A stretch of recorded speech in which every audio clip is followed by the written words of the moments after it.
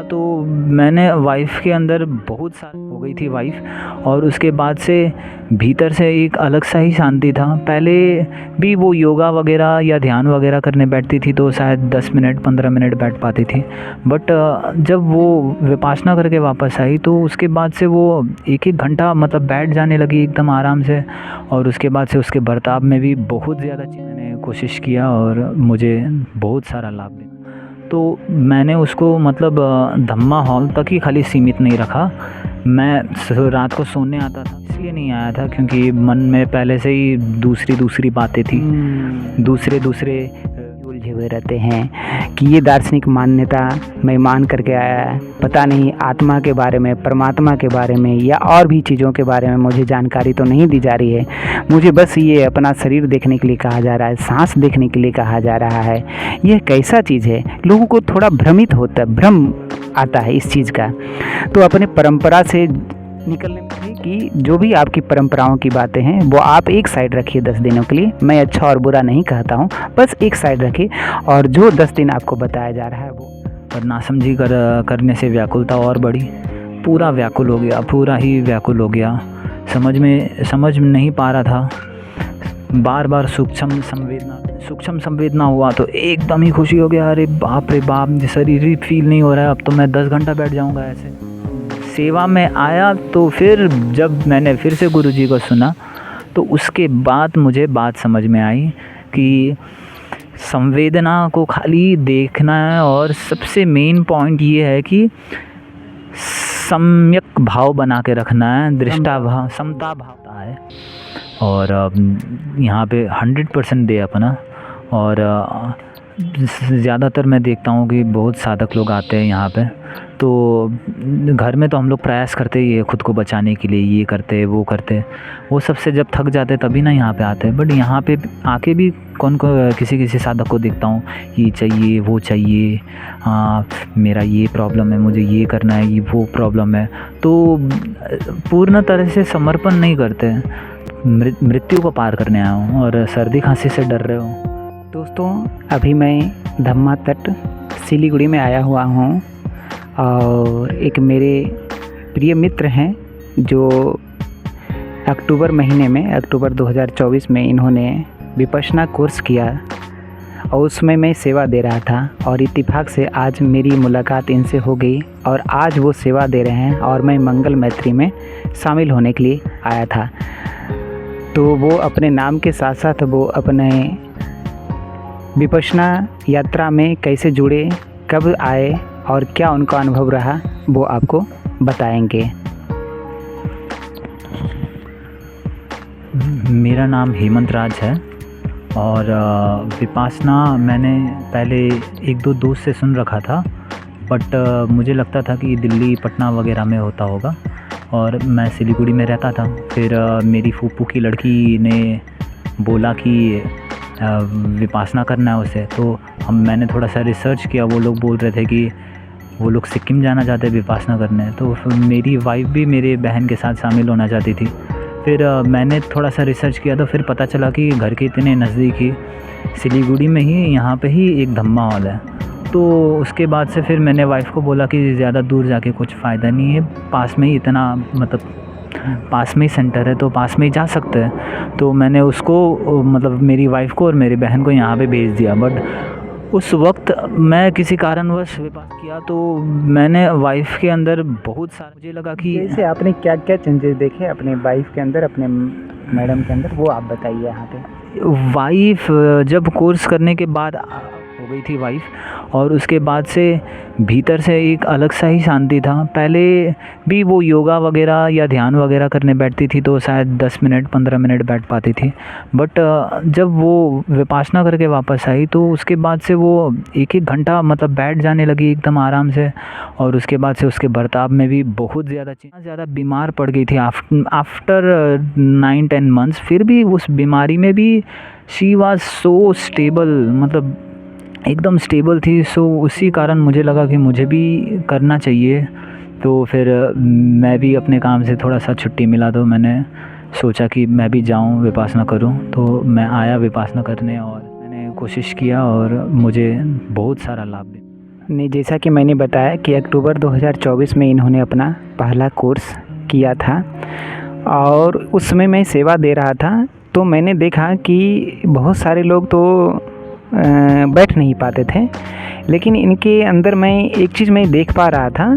चूँकि मैं सेवा में था तो मुझे एक सेवक का काम होता है कि सभी साधकों पर नज़र रखना, उन्हें क्या कठिनाई हो रही है, ताकि उसके हिसाब से उनको कुछ सुविधाएं प्रोवाइड करवाना, ताकि वो साधना की निरंतरता को कायम रख सकें। इसीलिए साधकों पर सेवकों का ध्यान रखना होता है। तो उस समय मैं इनको देखता था कि वो बहुत ही सहनशील होकर के बहुत अच्छे से ये मेडिटेशन कर पाते थे ये और लोगों की अपेक्षा। तो मुझे उस समय तो जब मैं मंगल मैत्री करके निकला तो टाइम नहीं था, मुझे ऑफिस ज्वाइन करना था, तो उस समय बात नहीं कर पाया था।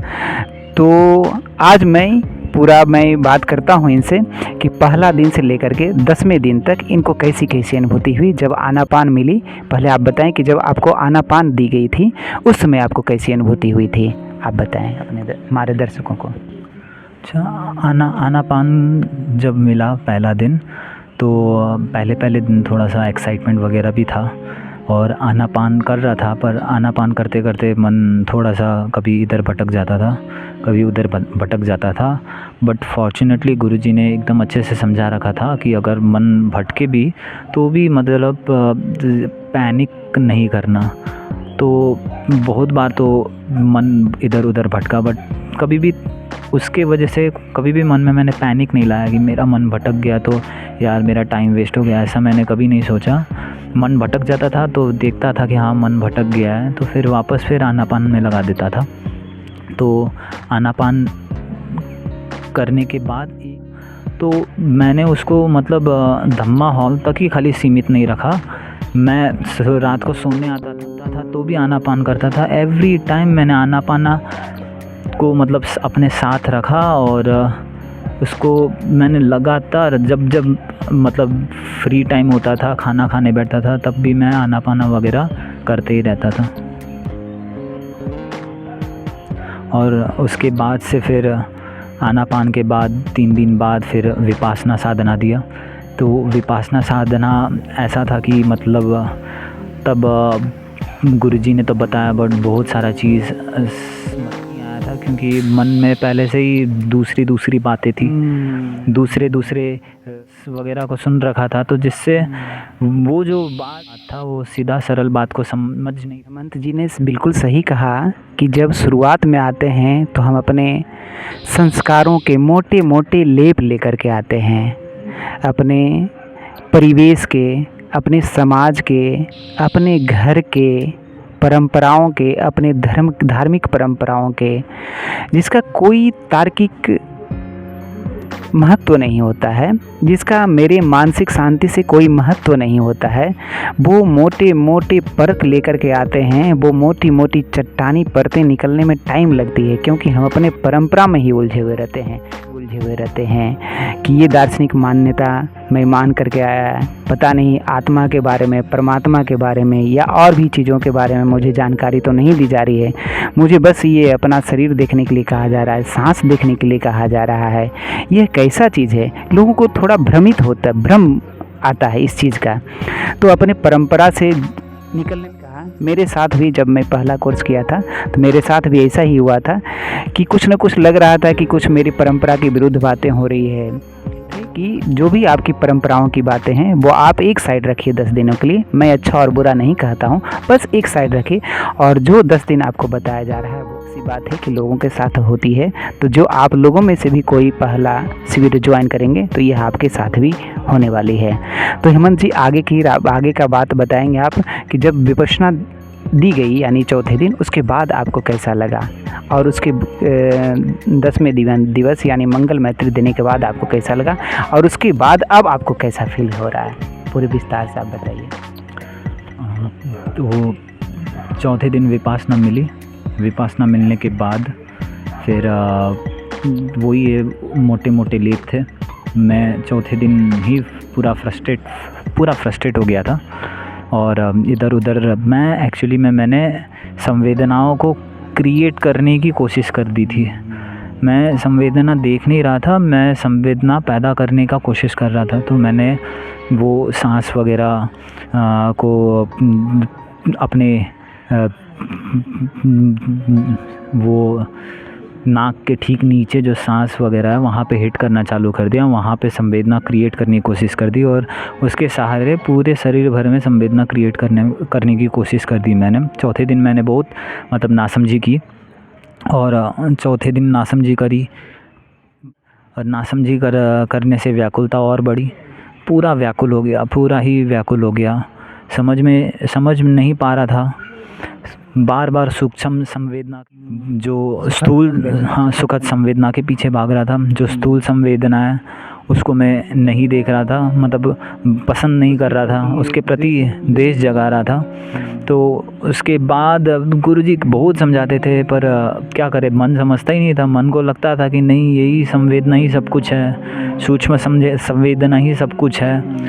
तो समझा ही नहीं था मैं। फिर वही ये व्यक्ति, मैं 4 दिन कोशिश करता रहा, 5 दिन संवेदना क्रिएट करने की मैं पीछे भाग रहा था, दुखद को पसंद नहीं कर रहा था। और सबसे बड़ा गलती क्या था कि मैं सुखद संवेदना क्रिएट करने की कोशिश कर रहा था, मैं सूक्ष्म संवेदना को क्रिएट करने की कोशिश कर रहा था। तो उसके लिए एकदम सांसों को एकदम बढ़ा चढ़ा के रोक के एकदम वो सब चीज़ करके अपना ही मतलब एक जाल वगैरह खड़ा कर लिया था।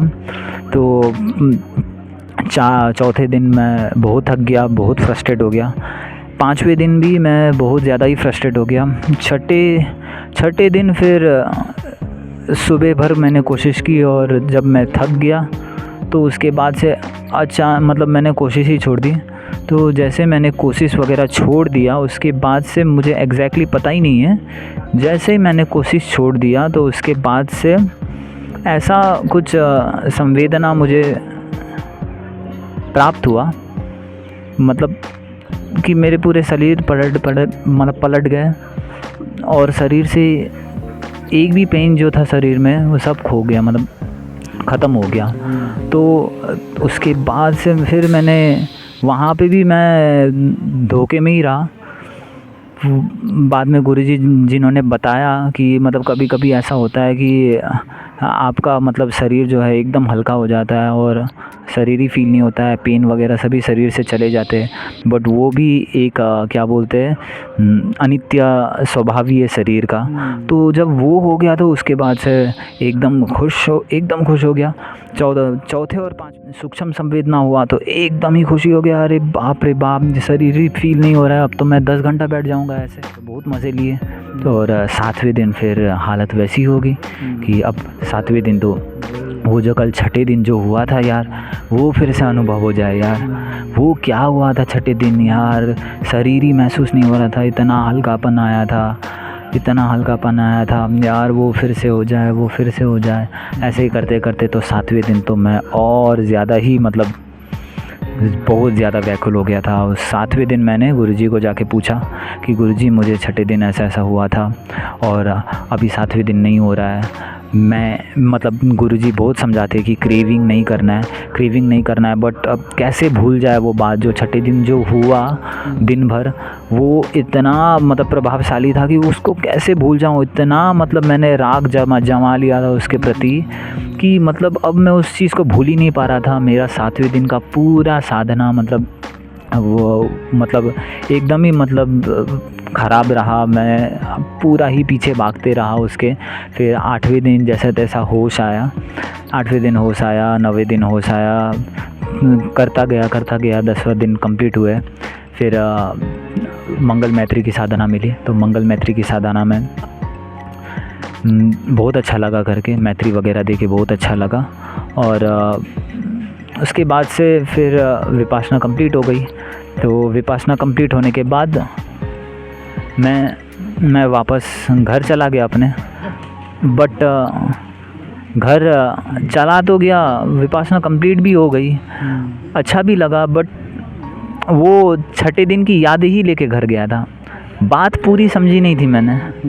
फिर सेवा में आया तो फिर जब मैंने फिर से गुरुजी को सुना तो उसके बाद मुझे बात समझ में आई कि संवेदना को खाली देखना है और सबसे मेन पॉइंट ये है कि सम्यक भाव बना के रखना है, दृष्टा भाव, समता भाव इज़ दी की बोल के इस सेवा में आके मुझे समझ में आया। और जो कुछ भी होते रहता है वो तो शरीर के स्तर पे एक्सपीरियंसेस वगैरह तो बहुत सारे होते हैं, बट ये एक्सपीरियंसेस वगैरह को महत्व नहीं देना है। एक्सपीरियंसेस किसी को अच्छे भी हो सकते हैं, किसी को बुरे भी हो सकते हैं। किसी एक ही आदमी को कभी अच्छे एक्सपीरियंस भी होते हैं, कभी बुरे एक्सपीरियंस भी होते हैं, बट एक्सपीरियंस को खाली जैसा है वैसा ही तटस्थ भाव में देखते रहना है। वो इस बार मैंने सेवा दे के समझ में आया। तो हेमंत जी ने जो कहा बिल्कुल सही कहा, ये लगभग सभी लोगों के साथ होता है ऐसा। लेकिन सबसे बड़ी चीज़ है कि जब हम बार बार गुरुजी बताते हैं कि संवेदना का खेल खेलने मत लग जाना। संवेदना अच्छी आए तो खूब उछले, और जब दुखद संवेदना आए तो खूब दुखी हो गए, तो फिर से हम उसी सुख दुख के जाल में हम लोग फंसते चले जाते हैं। वो अब विपश्यना के माध्यम से हम लोग करने लग जाते हैं। लेकिन अब इसी से वो बार बार सचेत करते हैं गुरुजी। तो जो फर्स्ट टाइम जो जा रहे हैं वो इस चीज़ का हमेशा ध्यान रखें कि हमें सुख दुख से ऊपर जाना है, हमको इसके चक्कर नहीं लगाने हैं। जब अच्छी संवेदना आई तो बहुत खुश हो गए, जब दुखद संवेदना आई तो फिर से दुखी हो गए, तो फिर राग और द्वेष के चक्कर में ही हम फंसते चले जाएंगे। और यही हेमंत जी बता रहे हैं हमारे दर्शकों को। मैं यही कहना चाहूँगा कि सबको आके ये कोर्स विपश्यना करना चाहिए। और जब आए और यहाँ पे 100% दे अपना। और ज़्यादातर मैं देखता हूँ कि बहुत साधक लोग आते हैं यहाँ पे, तो घर में तो हम लोग प्रयास करते ही है खुद को बचाने के लिए, ये करते वो करते, वो सबसे जब थक जाते तभी ना यहाँ पे आते हैं। बट यहाँ पे आके भी किसी साधक को देखता हूँ, ये चाहिए वो चाहिए, मेरा ये प्रॉब्लम है, मुझे ये करना है, ये वो प्रॉब्लम है। तो पूर्ण तरह से समर्पण, कहीं मुझे उसकी कमी दिखती है कि यहाँ पे आते हैं फिर रूम के भीतर ही घुस जाने के बाद अपना बात चालू हो जाता है। तो ये सब चीज़ से बचे, थोड़ा सा बात वगैरह ना करें। 10 दिन आए तो एकदम 100% डिसिप्लिन के साथ करें। अगर आप अपना 100% नहीं देंगे तो फिर इस विद्या को समझ नहीं पाएंगे। तो आए डिसिप्लिन के साथ, एकदम मौन व्रत लेके 10 दिन तक मौन पालन करके एकदम अपना 100% दे, आनापान करते रहे, रेगुलरली आनापान करते रहे। और छोटे छोटे चीज़ों को छोड़ दे, क्या फ़र्क पड़ता है, फ़र्क कुछ नहीं पड़ता है बोल के छोड़ दे छोटे छोटे चीज़ों को, अपने को पूर्ण समर्पण कर दीजिए। और मैं बताना चाहूँगा ये एक एक्सपीरियंस है। मुझे सर्दी खांसी का बीमारी, ज़्यादा सर्दी खांसी पकड़ लेता है, तो आई वॉज़ वेरी कंसर्न कि मुझे ठंड लग जाएगा। मैं घर से च्यवनप्राश लेके आया था, पर मैंने एक बार कोर्स चालू होने से पहले गुरुजी को पूछा कि च्यवनप्राश ले सकता हूँ, तो गुरुजी ने बोला कि तुम तो यहाँ पे मतलब मृत्यु। तो मेरे को तब बात समझ में आई, तो मैंने च्यवनप्राश को एक साइड कर दिया। सुबह उठ के मैं एकदम अपना आलस को दूर करने के लिए सुबह उठ के नहाता था एकदम 3:30 बजे। दिन को एक बार नहाता था। 10 दिन रहा यहाँ पे। 10 दिन में मैंने 2 बार हर दिन नहाया, एक बार भी सर्दी नहीं पकड़ा। आनापान करते गया। आनापान के कारण सर्दी, एक बार भी सर्दी नहीं पकड़ा। और अन्य जो भी साधक लोग जो डरते, नहीं नहाते, सर्दी लग जाएगा मुझे, ऐसे डर के खुद को बचाने की कोशिश करते, मैंने देखा कि वही लोग सर्दी से ग्रस्त थे। तो मैं आपको यही सजेशन देना चाहूँगा कि आए तो अपने आप को टोटल सेक्रीफाइस कर दीजिए यहाँ पे, इस विद्या पे, धर्म पे छोड़ दीजिए, आनापान पे छोड़ दीजिए, विपश्यना पे छोड़ दीजिए। और देखे उसके बाद घर जाके जितना च्यवनप्राश खाना है खाइए। तो फिर से मिलेंगे एक नई फीडबैक वीडियो के साथ। बहुत बहुत धन्यवाद आप लोग।